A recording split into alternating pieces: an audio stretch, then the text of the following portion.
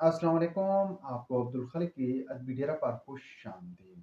आपके साथ कुछ दिन पहले खबर शेयर की थी कि पेट्रोल की कीमत में वाज़ तौर पर कमी होने जा रही है और इसकी वजह थी जनाब डॉलर में कमी। हालांकि आलमी मार्केट में हमास इसराइल जंग की वजह से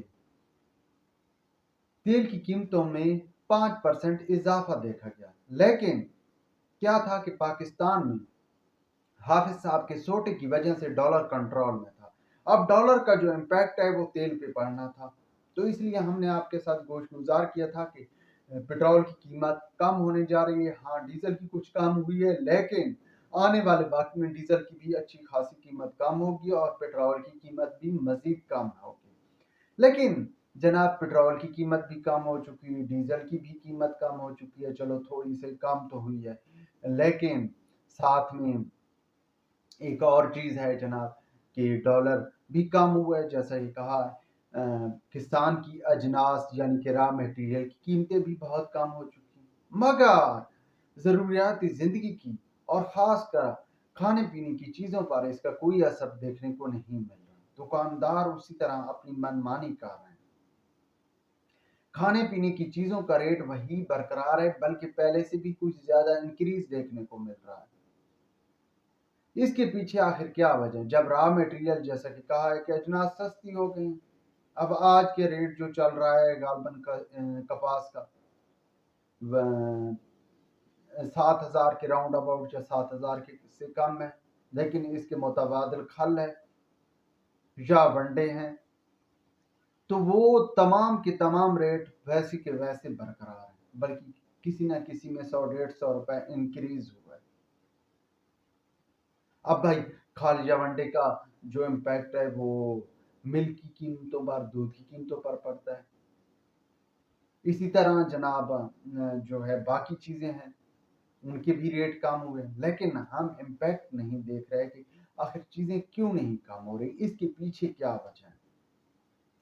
जनाब इसके पीछे दो बड़ी वजूहत हैं। एक तो मकामी तौर पर आपके मुल्क में एक माफिया बैठा है, जखीरा अंदोज माफिया, जो कि मकामी मार्केटों को कंट्रोल कर रहा है, जो कि बाजार के आपको कंट्रोल कर रहा है। वो अपनी मनमर्जी से, अपनी मनमानी से रोज कीमतें तय करता है। अब क्या है कि वो कीमतें तय कर के मार्केट में चीज फेंकता है और अपनी मनमानी पर ही अपनी चीज फरोख्त करता है या करवाता है।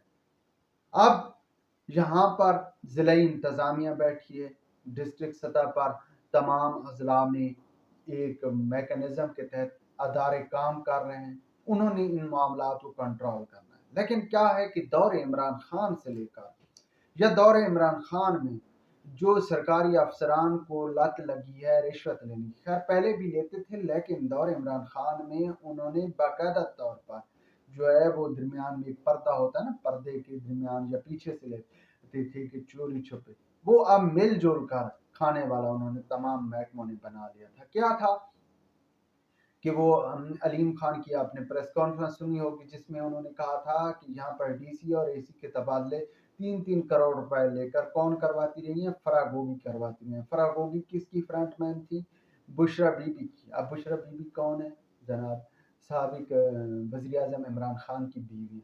तो उनके दौर में जो करप्शन कहानियां या एक माफिया मुनज़्ज़म तरीके से जन्म लिया था, वो माफिया अब भी मौजूद है और वो अफसरान और तमाम सरकारी मुलाजमीन भी मौजूद हैं। क्या है कि वो अपना अपना हिस्सा जो है वो तमाम सरकारी अफसरान की घरों में पहुंच जाता है, जिसकी वजह से कोई इस तरफ ध्यान ही नहीं देता। दूसरी बड़ी अहम वजह जनाब कि जो आपकी मकामी मार्केटें, इन पर अफगानियों की उजारादारी है।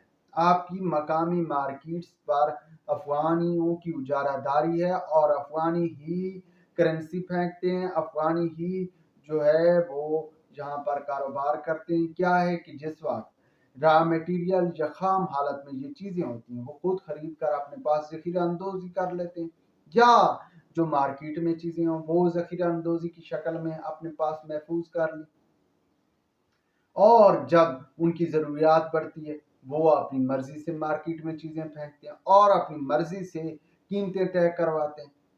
अब ये मालूम नहीं कि वो तो सिर्फ पैसे भेज रहे हैं या उनके कारिंदे सामने बैठे होते हैं। पीछे कौन ये डोरियां हिला रहा है, कौन कर रहा है, ये कोई नहीं जानता है। हाँ, इसमें भी ये जो ज़ख़ीरा अंदोज़ी या इस सिलसिला का जो कड़ियाँ हैं, वो भी सरकारी मुलाज़मीन तक जाती हैं और सरकारी मुलाज़मीन को वहाँ पर भी हिस्सा मिल रहा होता है। और एक और मज़े की बात, जहाँ पर मामला आता है अफ़गानियों का, फिर वहाँ पर जो चीज़ आप खरीद रहे होते हैं, उसकी क्वालिटी की भी कोई गारंटी नहीं होती।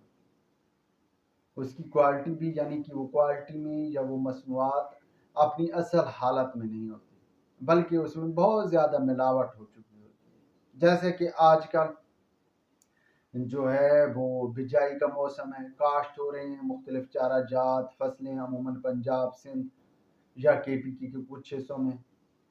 तो अब जो तमाम सीड आ रहे हैं मार्केट में, और ख़ुसूसन जो किराना स्टोर वाले दुकानदार सीड फरोख्त कर रहे हैं, ये कहाँ से आ रहे हैं, ये किसके गोदामों से निकल कर आ रहे हैं? ये जनाब अफगानियों के गोदामों से निकल कर आ रहे हैं।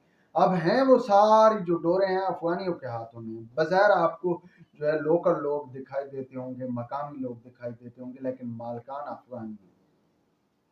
अब उनकी क्वालिटी अच्छी नहीं है, उन सीड की जर्मिनेशन अच्छी नहीं है। अब उनकी मनमानी जो रेट की है, अब एक तो किराना स्टोर वाला कोई सीड बेच नहीं सकता, इसके लिए लाइसेंस ज़रूरी है, और किराना स्टोर वाला लाइसेंस रखना मुनासिब नहीं समझता, या वो समझता है कि ये उसकी शान के खिलाफ है। अगर गवर्नमेंट ने एक्शन लिया तो मार्केट कमेटी बीच में आ जाएगी और मामला तय करवा लेगी। दूसरा जो है वो सीड क्वालिटी वाइज भी अच्छा नहीं है, जर्मिनेशन नहीं होनी तो क्वालिटी क्या होनी है।